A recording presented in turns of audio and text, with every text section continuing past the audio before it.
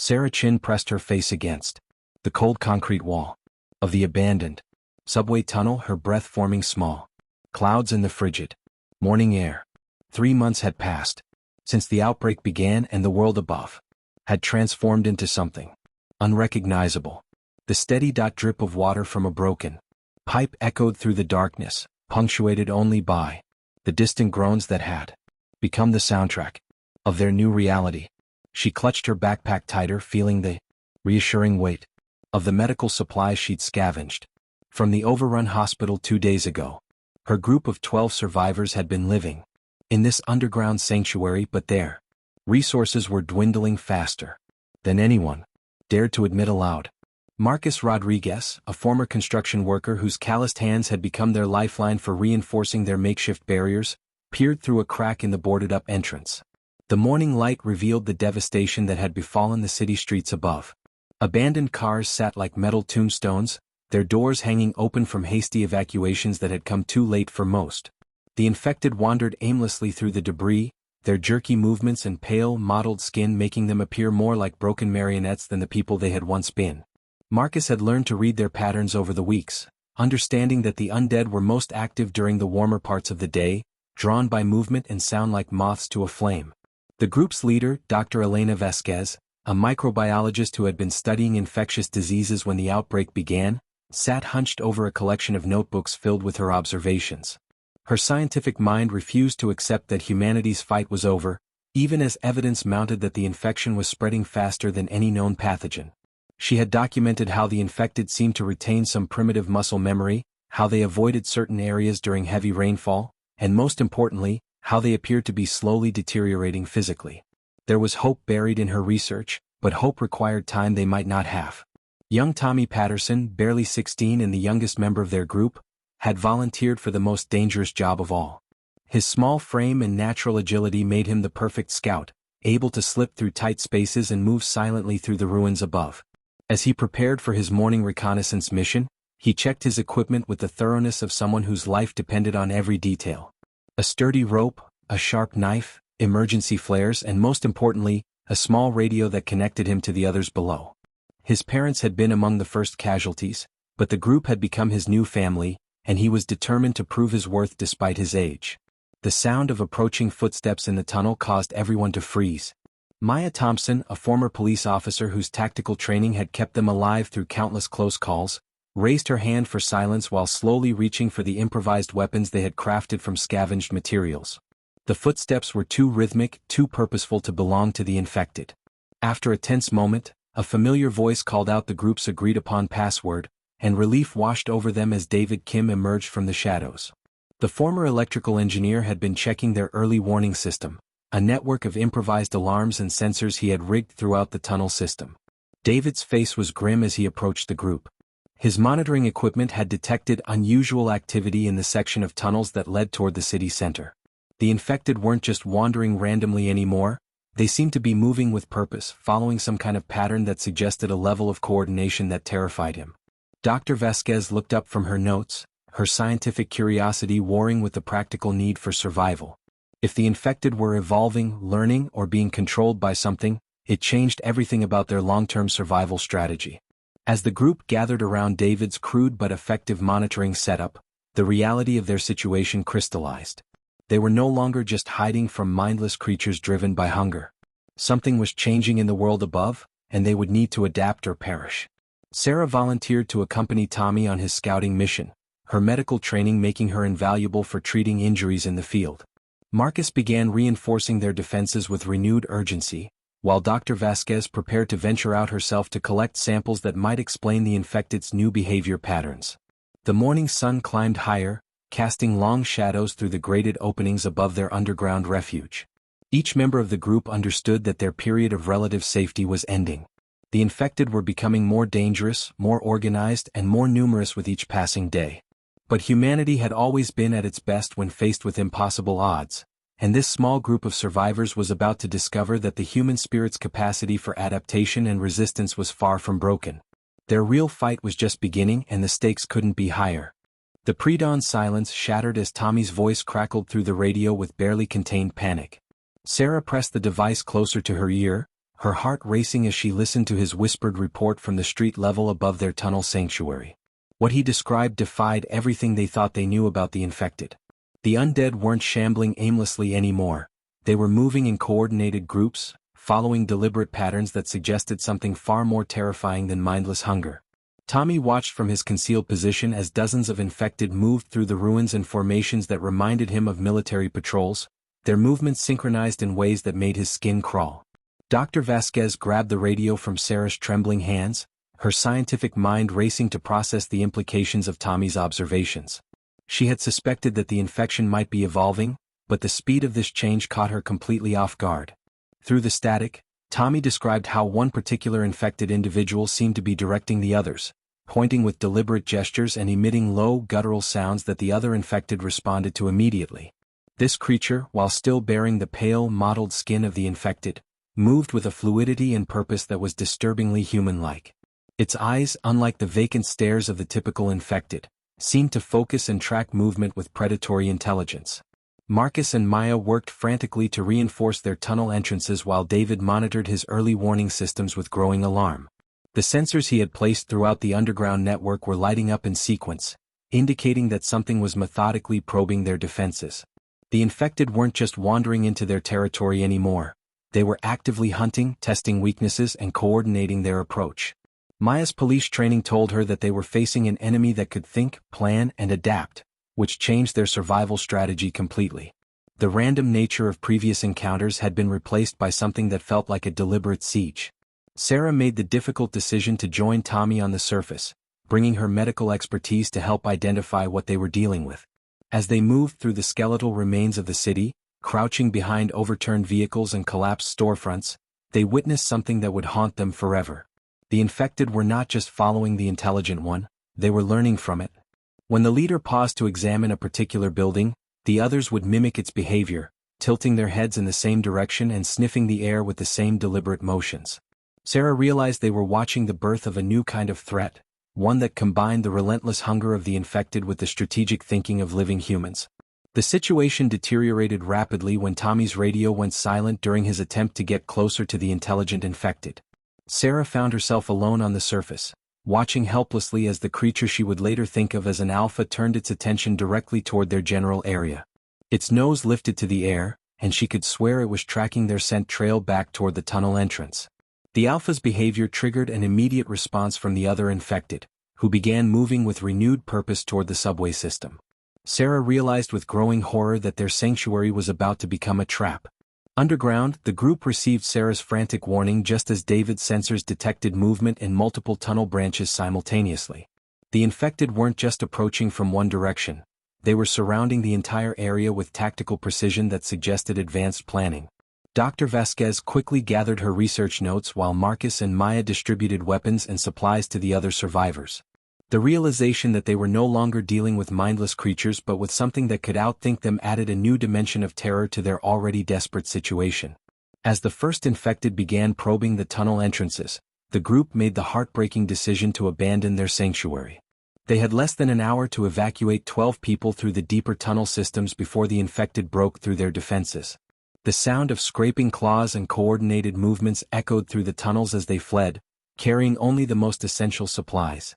Behind them, they could hear the methodical destruction of everything they had built, as if the Alpha was ensuring they could never return to this place of safety. Tommy's voice finally returned to the radio as the group emerged from an emergency exit 3 miles from their original hideout. His reconnaissance had revealed the devastating truth. Other survivor groups throughout the city had been systematically eliminated over the past week.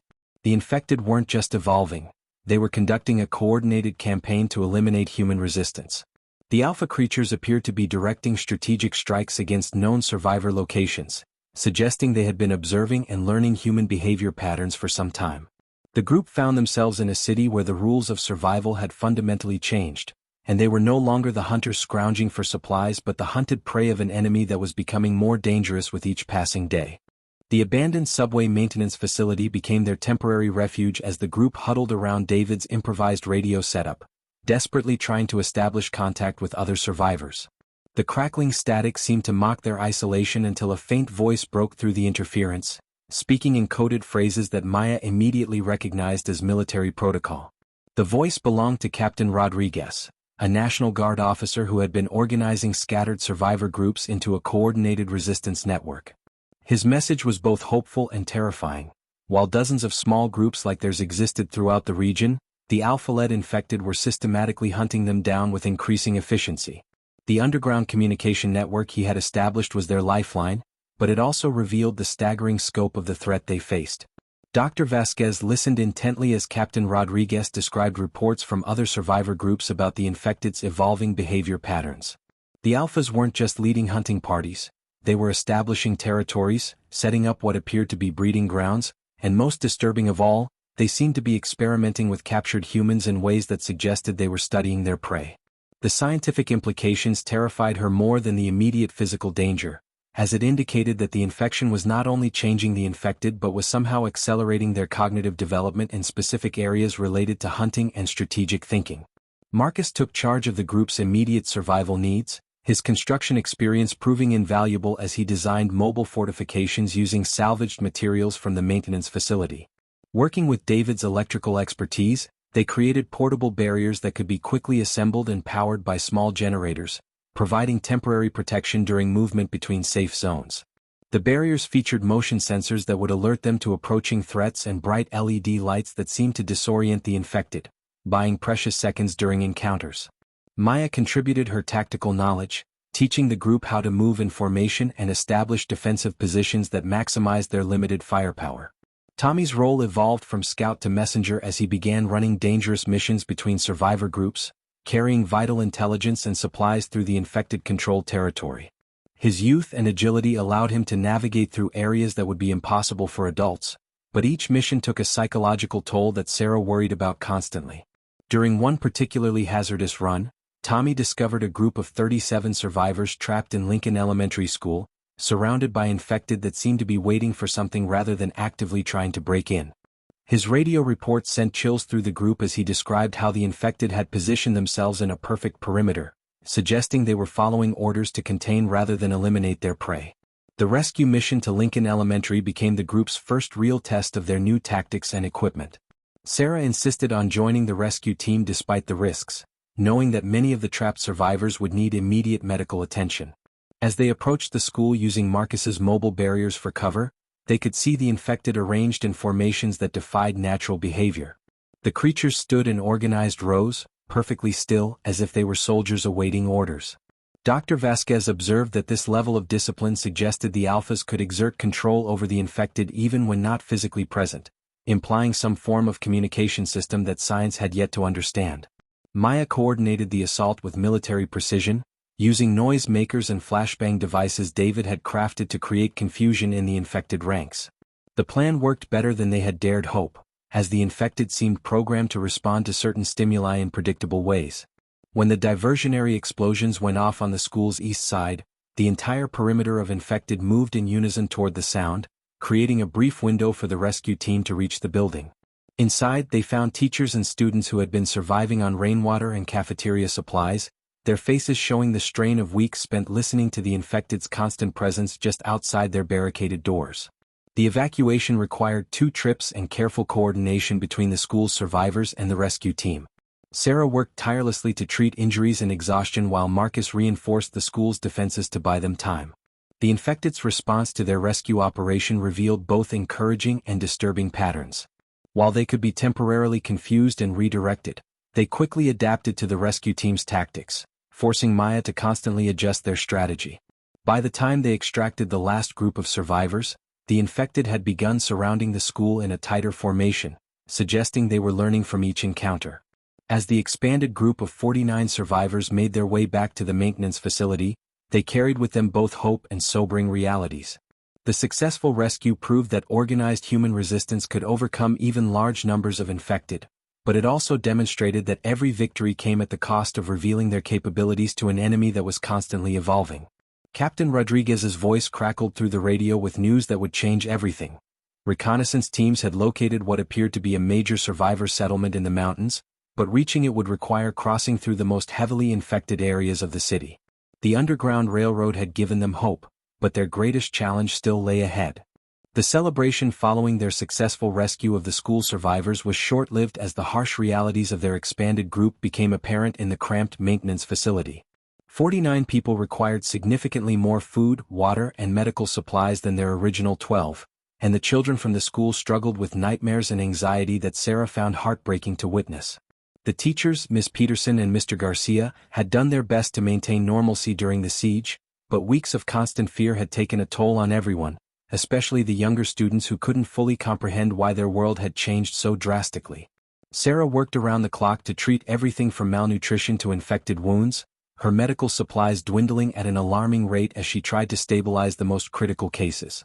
The group's first major loss came during what should have been a routine supply run to a nearby pharmacy. Jake Morrison, a quiet accountant who had proven surprisingly brave during the school rescue, volunteered to join Tommy on the mission despite his lack of experience in dangerous situations. Maya had initially objected, but Jake's determination to contribute to the group's survival efforts ultimately convinced her to approve his participation. The mission went wrong when they encountered a small group of infected that had been lying in wait, almost as if they had anticipated the humans' need for medical supplies. Jake's inexperience showed when he panicked during the encounter, and despite Tommy's desperate attempts to save him, Jake was overwhelmed by 3 infected while trying to retrieve antibiotics that several of the school children desperately needed. The second loss came just days later when Elena Vasquez made the fateful decision to venture closer to an alpha during one of their reconnaissance missions. Her scientific curiosity about the creature's behavior patterns overrode her survival instincts, and she believed that understanding the alpha's communication methods could give them a crucial advantage in future encounters. Dr. Vasquez had been observing the alpha from a concealed position when it suddenly turned and looked directly at her hiding spot, almost as if it could sense her presence despite her careful concealment. The alpha's call brought a swarm of infected that separated her from Marcus and Maya, who could only watch helplessly as their friend and scientific advisor was dragged away, her research notes scattered in the wind like fallen leaves. The deaths of Jake and Dr. Vasquez shattered the group's morale and forced them to confront the brutal mathematics of survival in their new world. The children wept openly for Jake, who had been teaching them card games to pass the time, while the adults struggled with guilt over decisions that had led to Dr. Vasquez's capture. Sarah found herself overwhelmed by the dual role of medical officer and grief counselor, trying to help people process losses while maintaining the clinical detachment necessary to keep everyone else alive. The loss of Dr. Vasquez was particularly devastating because her scientific knowledge had been their best hope for understanding and potentially countering the infection's evolution. David's monitoring equipment detected increased alpha activity in their area following Dr. Vasquez's disappearance, suggesting that the creatures were not only intelligent but were actively interrogating captured humans for information about survivor groups. The terrifying implication was that the infected might now know their location, numbers, and capabilities, forcing the group to consider abandoning their relatively secure facility for the dangerous uncertainty of constant movement. Maya took charge of security planning while Marcus worked frantically to develop new defensive strategies, but both knew that their tactical advantage was rapidly disappearing as the infected learned more about human behavior and resistance methods. The discovery of Dr. Vasquez's research notes, retrieved during a dangerous recovery mission, provided both hope and horror in equal measure. Her final observations indicated that some infected retained fragments of their human memories, displaying behaviors and preferences that suggested their original personalities were still partially intact beneath the infection's influence. Tommy had witnessed this phenomenon firsthand when he saw an infected woman repeatedly trying to open a door using a key that no longer fit, her movements suggesting she was trying to return to what had once been her home.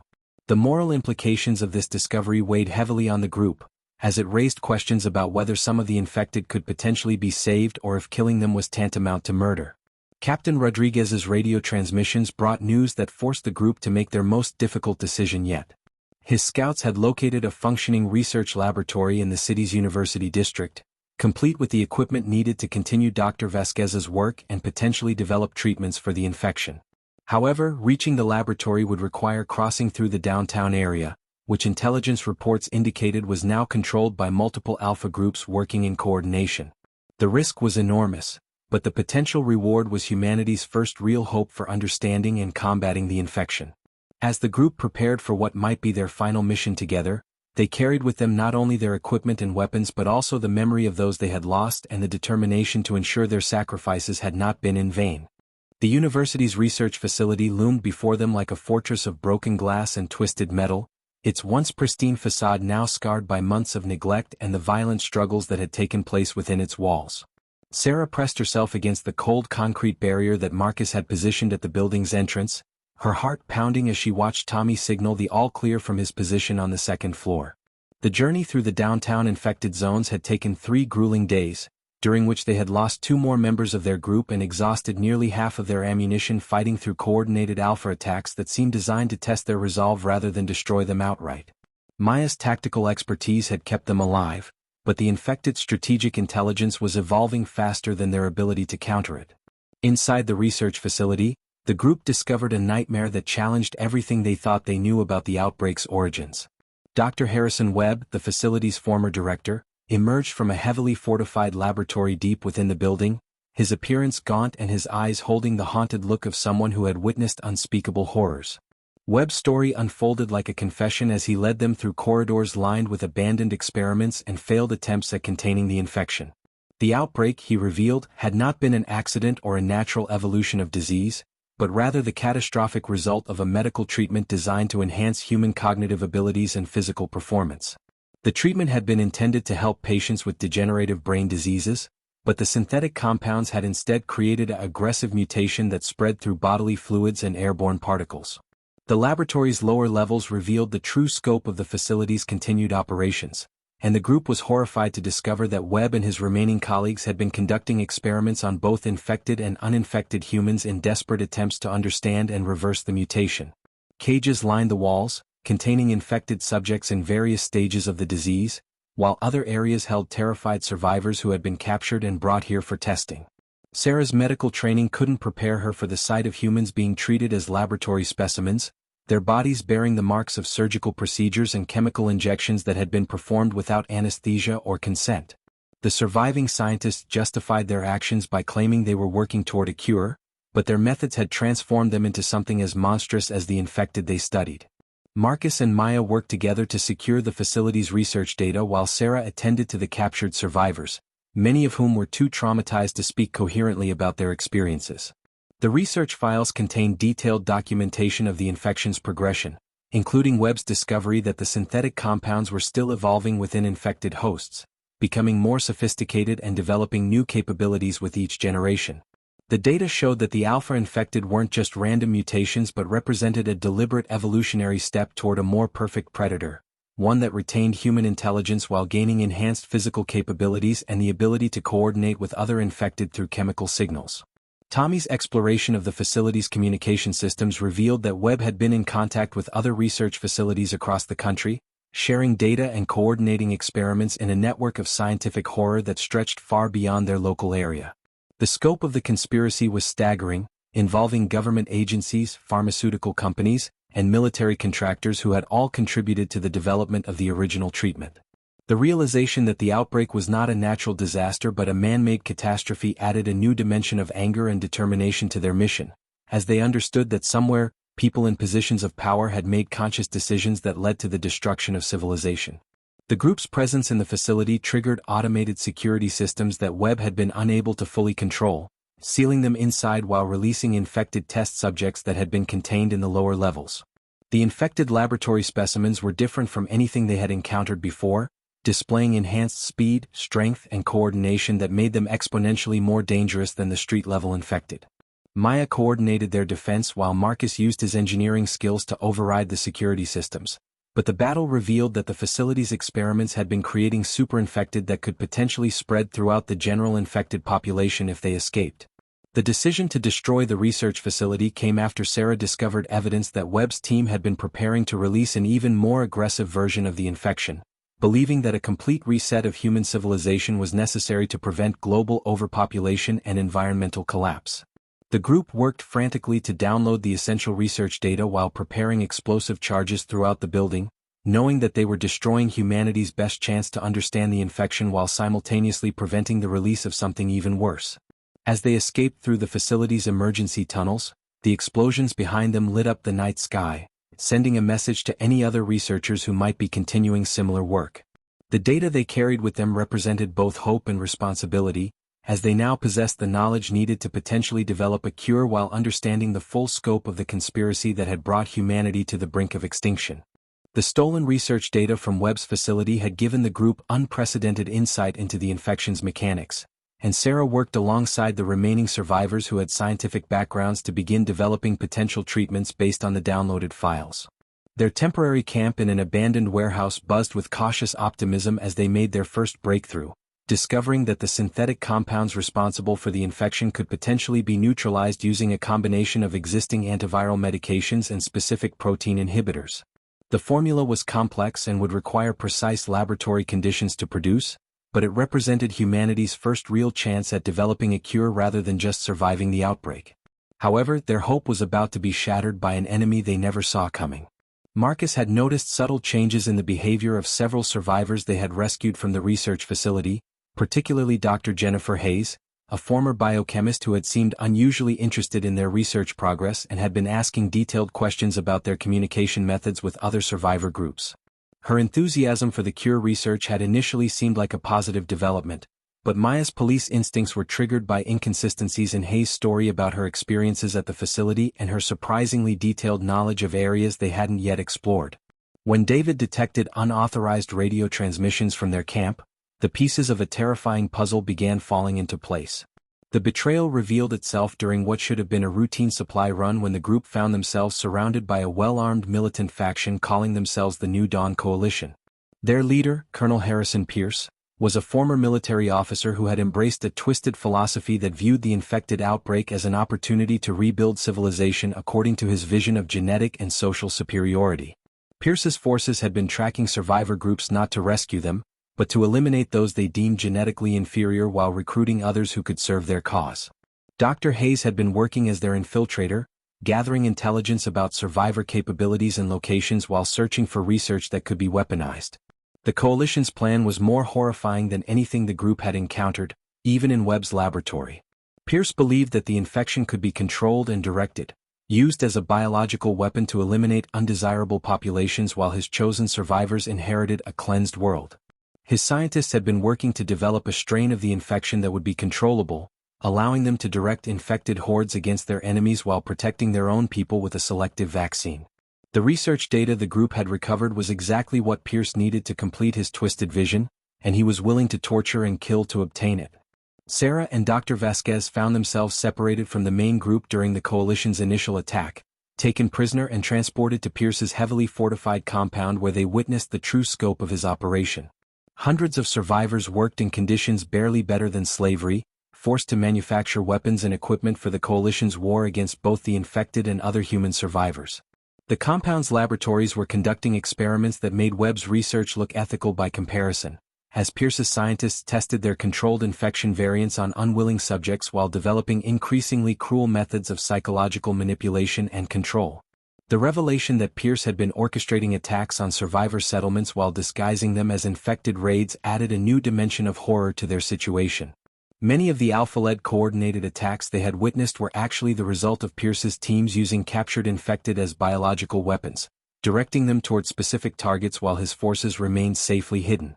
The Coalition had been systematically eliminating potential resistance while gathering resources and prisoners, building toward a final campaign that would establish Pierce as the ruler of whatever remained of human civilization.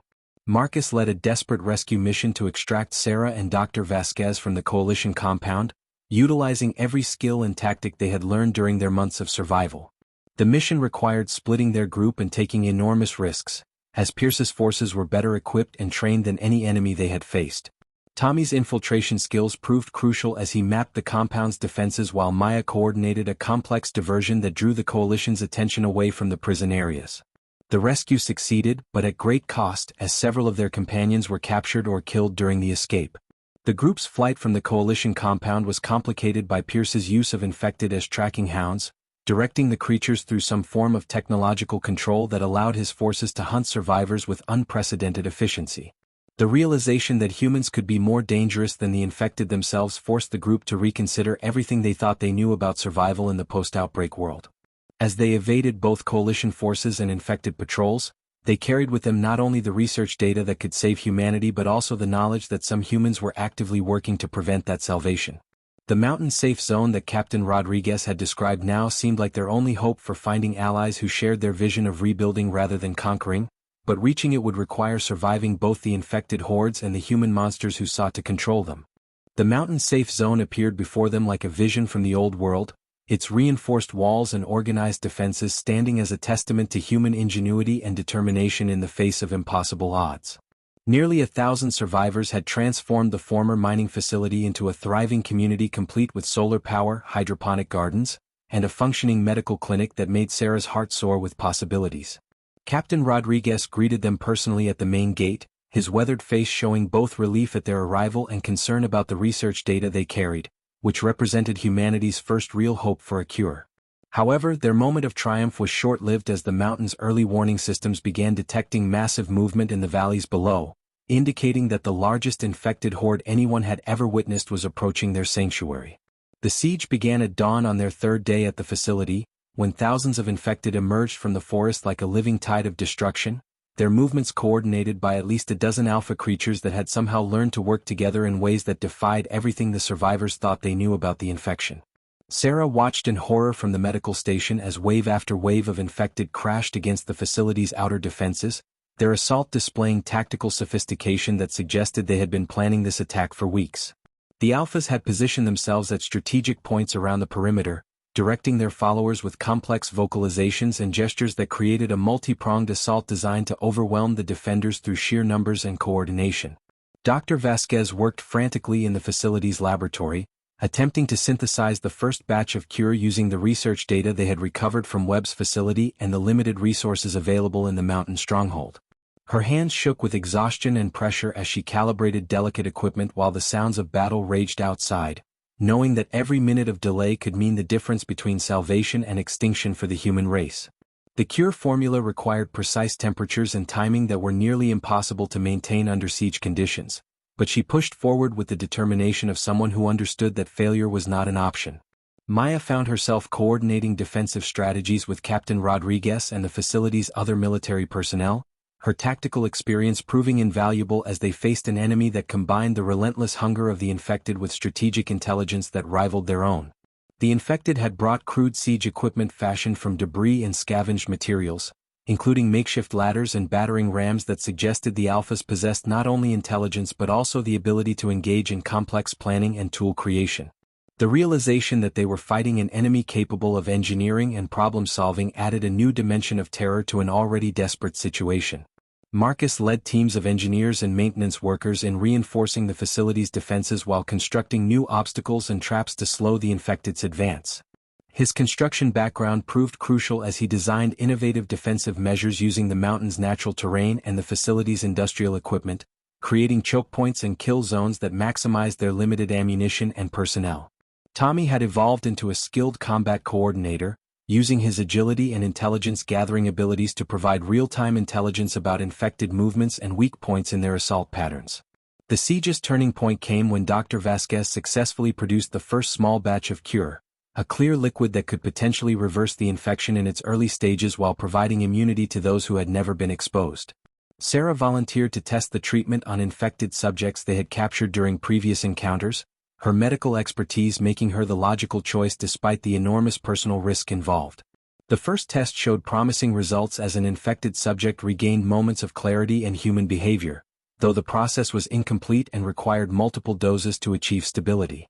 As the infected forces prepared for what appeared to be their final assault, breaching the facility's outer defenses and reaching the main compound, the defenders made a desperate decision to use the limited cure supply as a weapon rather than salvation. Maya coordinated teams armed with dart guns loaded with the cure serum, targeting alpha creatures in hopes that reversing their infection would disrupt the coordination of their followers.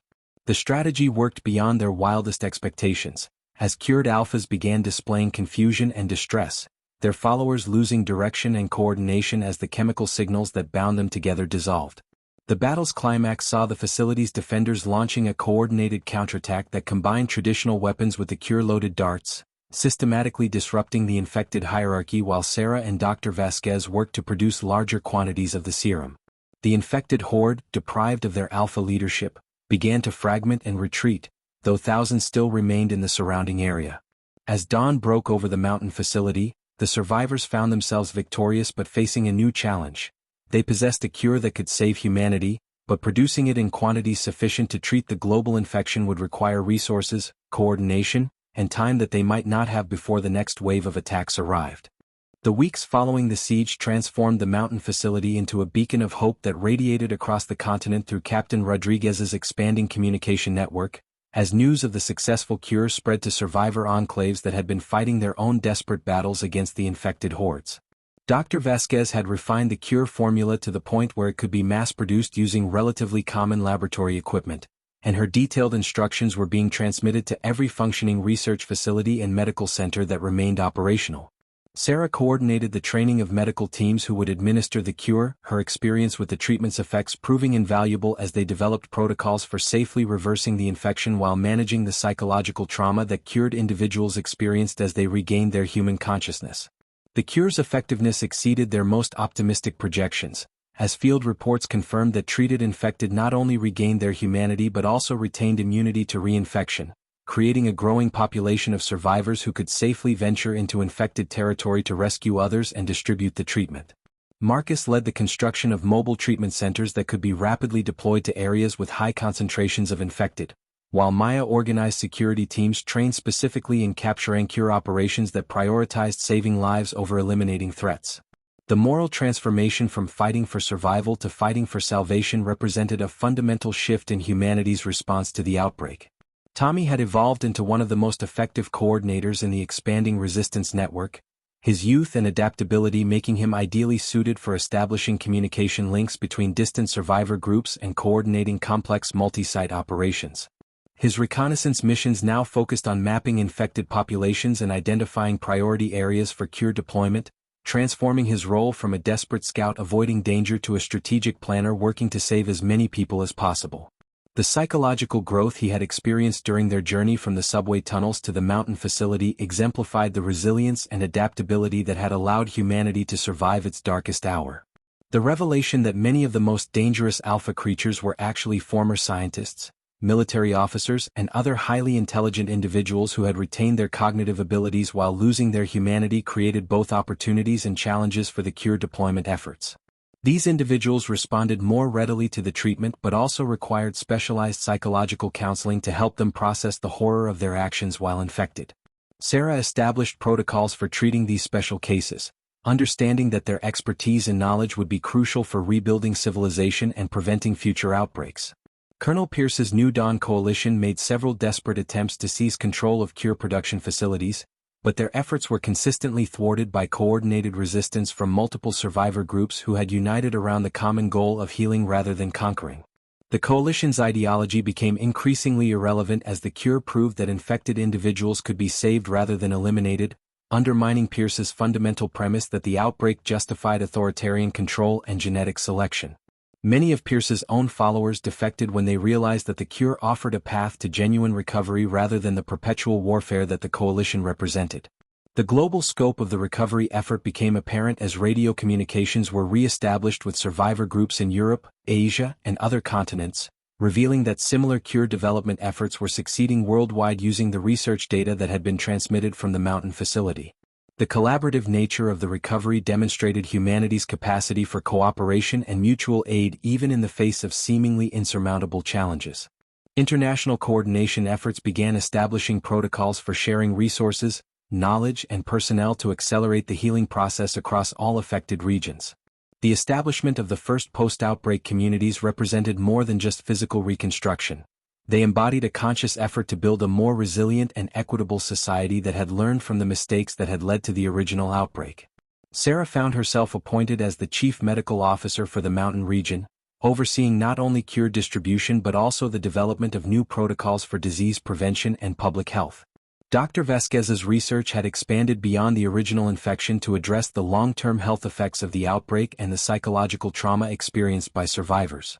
As the first anniversary of their escape from the subway tunnel approached, the original group gathered on the mountain facility's observation deck to watch the sunrise over valleys that were once again safe for human habitation.